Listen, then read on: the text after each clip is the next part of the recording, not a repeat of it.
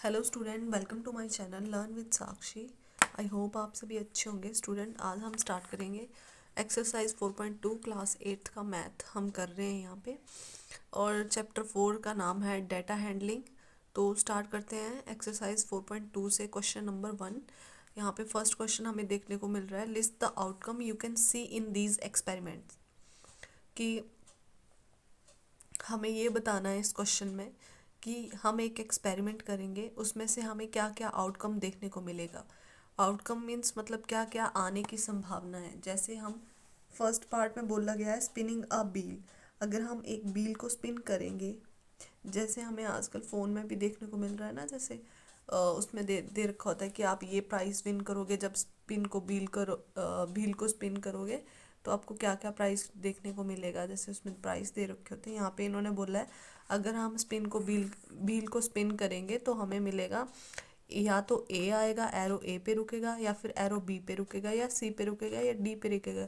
तो यहाँ पे हमें यही बताना है कि अगर हम एक बील को स्पिन कर रहे हैं तो उसमें क्या क्या आने की संभावना है। तो स्टूडेंट, यहाँ पे आप देख रहे हो, या तो क्या आएगा, ए तो 2 टाइम्स है यहाँ पे, मतलब ए ही आएगा। एरो या तो इस ए पे रुकेगा या इस ए पे रुकेगा, है ना। तो ए का मतलब तो ए है, तो सबसे पहले या तो ए आएगा आउटकम में, या फिर एरो बी पे रुकेगा तो बी इसका आंसर होगा, या तो एरो सी पे रुकेगा तो सी इसका आंसर होगा, और या तो एरो डी पे रुकेगा तो या फिर डी। तो इसमें से क्या आ जाएगा, या तो ए बी सी डी, चारों ही इसमें आ सकते हैं आउटकम में। ओके, नेक्स्ट बोला है टॉसिंग 2 कॉइन्स टुगेदर। अगर हम 2 कॉइन को एक साथ उछालेंगे तो क्या आने की संभावना है, आउटकम क्या आने की संभावना है। आउटकम मीन्स अगर हम कोई इवेंट कर रहे हैं तो उसमें क्या आने की संभावना है। तो जहाँ पे स्टूडेंट, जैसे मानो अगर हमारे पास 2 कॉइन है, कॉइन 1 और कॉइन 2, तो यहाँ पे आपको पता है कि कॉइन में क्या होता है, एक साइड ऐसे लिखा होता है ना, 1 रुपए के सिक्के में फर्स्ट पे तो एक साइड लिखा होता है 1, तो उसको हम बोलते हैं टेल, वो उसका टेल पार्ट होता है। और जो उसका पीछे वाला पार्ट होता है जिसपे ऐसे भारत का वो बना होता है ऐसे करके, उसको हम बोलते हैं हेड। ठीक है, तो क्या होगा, या तो हमारे पास क्या आएगा, या तो टेल आएगा या तो हेड आएगा। सिक्के में तो सिक्के के दो ही पहलू होते हैं, या तो टेल होता है या हेड होता है ना।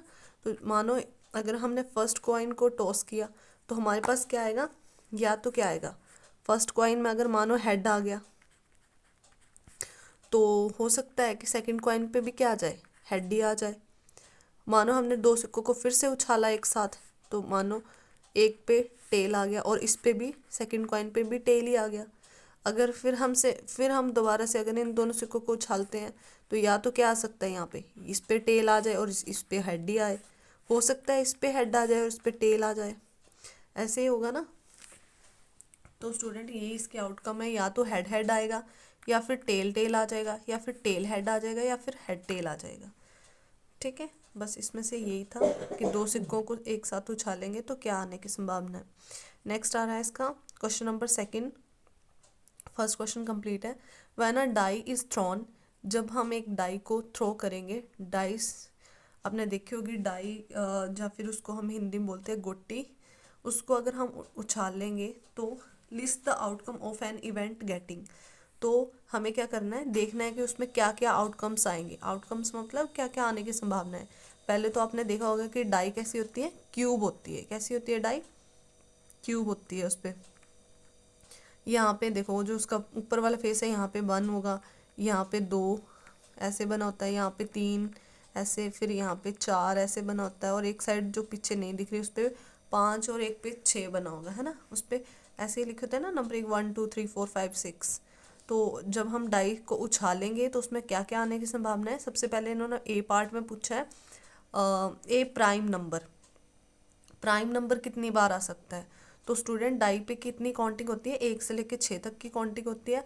और अगर हम उसको उछालेंगे तो प्राइम नंबर क्या होता है, सबसे पहले प्राइम नंबर ऐसा नंबर होता है जो खुद के टेबल से ही डिवाइड होता है। मतलब जैसे 2 है, 2 को हम किसी और डिजिट से डिवाइड नहीं कर सकते, 2 1 ज़ा 2, 2 के टेबल में ही आता है। 3 है वो 3 से ही डिवाइड होता है। 4 है वो तो 2 से भी डिवाइड हो जाता है, और 4 अपने टेबल से भी डिवाइड हो जाता है। 5 है वो भी खुद अपने टेबल से ही होता है। तो जो अपने आप से ही डिवाइड होते हैं उनको हम बोलते हैं प्राइम नंबर। तो यहाँ पे अगर 2 3 एंड 5 क्या है, हमारे पास प्राइम नंबर है। तो हम क्या बोल लेंगे कि प्राइम नंबर आने की क्या संभावना है, अगर डाइस को उछालेंगे तो हमारे पास हो सकता है कि 2 आ जाए या फिर 3 आ जाए या फिर 5 आ जाए। तो हमारे पास प्राइम नंबर आने की क्या संभावना है, यहाँ पे 2 आ सकता है या फिर 3 आ सकता है या फिर 5 आ सकता है। ये इसका आंसर है कि प्राइम नंबर आने की क्या संभावना है, क्या आउटकम्स आएंगे अगर प्राइम नंबर हो। बी पार्ट में बोला है नॉट ए प्राइम नंबर, अगर हम डाइस को उछाले तो प्राइम नंबर नहीं होना चाहिए। तो प्राइम नंबर नहीं होगा तो हमारे पास क्या आएगा, या तो 1 आएगा, राइट, या फिर 4 आएगा या फिर 6 आएगा, क्योंकि ये हमारे प्राइम नंबर नहीं है। तो इन्होंने बोला अगर डाई उछालेंगे तो प्राइम नंबर नहीं आना चाहिए। तो हमारा आंसर क्या आ जाएगा यहाँ पे आउटकम में, या तो 1 आएगा या फिर 4 आएगा या फिर 6 आएगा। बस यही इसका आंसर है। चलते हैं इसके पार्ट सेकंड में। सेकंड पार्ट का फर्स्ट पार्ट ए क्या है, ए नंबर ग्रेटर देन 5। बोल रहे डाइस को उछाल रहे हैं तो ऐसा नंबर आना चाहिए जो 5 से बड़ा हो। तो डाइस पे ऐसा नंबर क्या होगा जो 5 से बड़ा होगा, ओनली 6। इसका आंसर होगा ओनली 6, क्योंकि 5 से बड़ा तो 6 ही है ना। इसका पार्ट बी कर लेते हैं सेकंड का। ए नंबर नॉट ग्रेटर देन 5, 5 से बड़ा नंबर नहीं होना चाहिए डाइस पे, उसकी आने की क्या संभावना है। तो डाइस को उछाल रहे हैं तो हो सकता है 1 आ जाए, 2 आ जाए, 3 आ जाए, 4 आ जाए, 5 आ जाए। ये सारे तो 5 से छोटे ही है ना, 5 से बड़ा तो नहीं है, 5 से बड़ा है 6। तो इसका मतलब क्या आ सकता है हमारे पास आउटकम में, 1 भी आ सकता है, 2 भी आ सकता है, 3 भी आ सकता है, 4 भी आ सकता है और 5 भी आ सकता है, और 6 नहीं आ सकता, क्योंकि इन्होंने बोला है नंबर नॉट ग्रेटर देन 5, 5 से बड़े नंबर नहीं होना चाहिए। तो 5 से छोटा बोला है तो उसमें तो 1 2 3 कोई भी आ सकता है डाइस थ्रो करने पे, है ना। तो ये क्वेश्चन यहीं पे कंप्लीट हो रहा है। चलते हैं नेक्स्ट क्वेश्चन पे। Question number third student, find the, third question में बोला है क्या फाइंड करना, फाइंड द प्रोबेबिलिटी।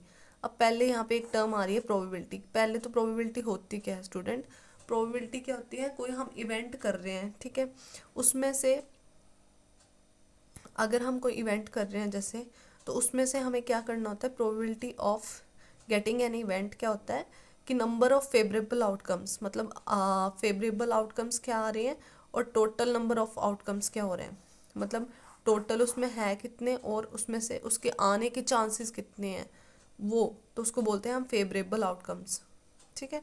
जैसे हमें इन्होंने नेक्स्ट क्वेश्चन पूछा हुआ है, probability of the pointer stopping on D in a question number 1 का पार्ट ए। बोला है कि आपने जो क्वेश्चन नंबर 1 किया ना उसका पार्ट ए जो करा है ना, स्पिनिंग अ व्हील, उसमें से प्रोबेबिलिटी ऑफ पॉइंटर जो है वो हमारा डी पे स्टॉप हो, इसके पॉइंटर डी पे स्टॉप होने की क्या प्रोबेबिलिटी है, ये पूछा गया है। तो स्टूडेंट हमें पता है कि प्रोबेबिलिटी का क्या फॉर्मूला होता है, प्रोबेबिलिटी का फॉर्मूला है number of favourable outcomes upon total number of outcomes. Total कितनी है आउटकम्स और किसी डी के आने की संभावना कितनी है, उसको हम ऊपर से डिनोट करेंगे नंबर ऑफ आउटकम्स में। तो यहाँ पे आ जाएगा probability of getting pointer stopping on D, D पे पॉइंटर स्टॉप हो, इसके आने की संभावना कितनी है। यहाँ पे आप देखोगे सबसे पहले इसमें देखो कि टोटल आउटकम्स कितनी है, 1 2 3 4 5। तो यहाँ पे लिखा है टोटल नंबर ऑफ आउटकम्स कितनी है 5, तो नीचे आ गया 5। और यहाँ पे बोला है नंबर ऑफ आउटकम्स, इन्होंने पूछा है किसके लिए पूछा है, डी के लिए पूछा है। तो डी कितनी बार आ सकता है, ओनली 1 टाइम आ सकता है, राइट। अगर पॉइंटर स्टॉप होगा डी पे तो कितनी बार होगा, 1 टाइम, तो यहाँ पे आ गया 1। डी तो एक ही बार है ना, तो यहाँ पे 1 आ गया, तो ये इसका आंसर है 1/5, ये इसकी प्रोबेबिलिटी होगी। नेक्स्ट चलते हैं क्वेश्चन नंबर थर्ड के पार्ट बी पे, probability of getting an ace from a bell shaped deck of 52 playing cards. बोल रहा है कि बताओ कि probability of getting an ace, card होते हैं ना जो ताश के पत्ते, उसमें क्या होता है स्टूडेंट, 52 कार्ड होते हैं हमारे ताश के पत्ते जो होते हैं, टोटल वो 52 पत्ते होते हैं। उनमें से क्या होता है कि हमारे पास एस पूछा हुआ है, एस मीन्स हिंदी में उसको बोलते हैं इक्का। इक्का जो होता है हमारे पास वो 4 इक्के होते हैं, उसको हम ए से डिनोट करते हैं। 4 इक्के होते हैं, एक ऐसे पान के पत्ते की तरह होता है, एक ऐसे डायमंड शेप होता है, एक ऐसे स्प्रेड शेप होता है, और एक ऐसे ऐसे करके ऐसे शेप में होता है, ठीक है। तो जो ये वाले 2 होते हैं ना, फर्स्ट 2 ये होते हैं रेड कलर के और ये 2 होते हैं ब्लैक कलर के। तो हमारे पास इन्होंने पूछा है probability of getting an ace from a bell shaped deck of 52 playing cards. बोला कि एस आने की संभावना कितनी है। तो मैंने आपको बताया कि 52 कार्ड्स में थे 4 एस होते हैं हमारे पास, ठीक है। तो प्रोबेबिलिटी क्या बनेगी इसकी, तो total number of outcomes, total कितनी है, total number of outcome. Probability का फॉर्मूला क्या है, probability of getting an S, तो यहाँ पे क्या आ जाएगा total number of outcomes means total कितने होते हैं हमारे पास कार्ड 52, तो नीचे यहाँ पे आ गया 52। और एस आने की संभावना कितनी, एस कितने होते हैं हमारे पास पूरे डेक में 4 होते हैं, तो यहाँ पे आ गया 4, ठीक है। यहाँ पे अगर आगे डिवाइड होता है तो हम आगे डिवाइड कर सकते हैं, 4 1 जा 4 और 4 13 जा 52, यहाँ पे आ जाएगा 1/13, 1/13 इसका आंसर हो जाएगा, ये इसका आंसर है। बस ये ऐसे प्रोबेबिलिटी दिखानी होती है, ऐसे प्रोबेबिलिटी निकालनी होती है, आसान है ना। नेक्स्ट पूछा गया है probability of getting N red Apple, इसका पार्ट सी है क्वेश्चन नंबर 3 का, कि हमें बताओ कि probability of getting N red Apple. और बहुत ईजी है स्टूडेंट, इन्होंने फिगर पहले से दे रखी है हमारे पास, उन्होंने बोला है कि उसमें से इस फिगर को देखो और बताओ कि रेड एप्पल आने की कितनी संभावना है। तो सो इजी स्टूडेंट, हमें नीचे क्या प्रोबेबिलिटी हम कैसे निकालते हैं, probability is equals to number of favourable outcomes upon total number of outcomes. मतलब टोटल कितने हैं यहाँ पे, पहले ये देखो 1 2 3 4 5 6 7, ये आ गया 7। अब probability of getting N red Apple, तो रेड एप्पल कितने हैं यहाँ पे, जो आर से डिनोट किए हैं वो रेड एप्पल है, और जो जी से डिनोट किए हैं वो ग्रीन एप्पल है। तो यहाँ पे देखो रेड कितने हैं 1 2 3 4, तो रेड कितने हैं 4, तो यहाँ पे कितना हो गया फेवरेबल केस कितने हो गए 4, रेड एप्पल आने के कितने हो गए 4, और टोटल आउटकम्स कितने हैं, पूरे टोटल कितने हैं 7, ठीक है। तो यहाँ पे हो गया 4/7, यही इसका आंसर है। कुछ नहीं करना, बहुत आसान है, यहाँ से आपको बस फॉर्मूला लर्न रखना है और क्वेश्चन फटाफट से हो जाएंगे आपसे, ठीक है। आई होप आपको समझ आया होगा student. Okay, thank you. I hope video अच्छी लगी हो, अगर वीडियो अच्छी लगी हो तो आपको लाइक ज़रूर करना है। सो आगे की वीडियो कंटिन्यू तभी मिलेगी आपको। Okay, thank you student, bye bye.